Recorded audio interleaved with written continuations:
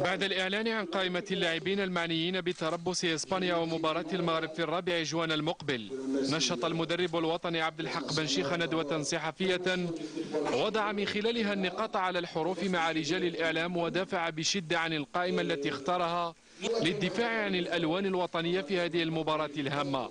Seul l'effort, seul le sacrifice, seule la disponibilité تاع joueur اللي نجيبوا لا سيليكسيون. ولو جوار سيليكسيونابل عبد الحق اللي سيليكسيونيه. أسئلة الصحفيين تمحورت حول الأسماء المبعدة من القائمة، والتي برر بشأنها الناخب الوطني بأنه لم يقص أحدا، وإنما عودة أسماء بقوة إلى مستواها أمثال قدير مطمور قديورة فرض عليه أن يوجه لها الدعوة على حساب آخرين.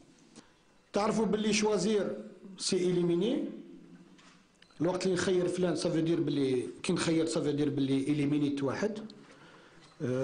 سي لو ماتش كي دوموند سا، اللي راحوا ممكن يرجعوا ماتش تنزاني. المدرب الوطني عبد الحق بن شيخة أكد أمام رجال الإعلام بأن هناك من لم يحسن القراءة الفنية للقائمة الحالية.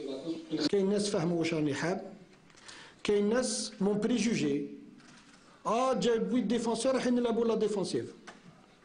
يا اخي راح يلعبوا 8 ديفونسور، ياك نجيبوا 2 بار بوست. كاين 4 يلعبوا 4 دوبلور. ميليو ريكيب عندنا 4 زوج يلعبوا زوج دوبلور.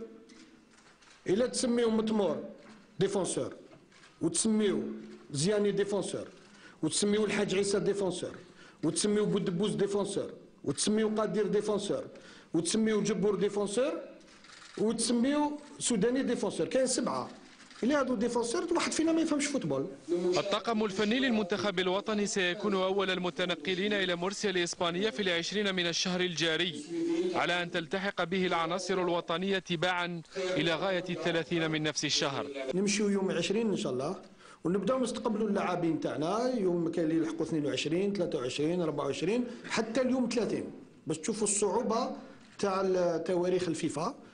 لكن هذه هي واقعية.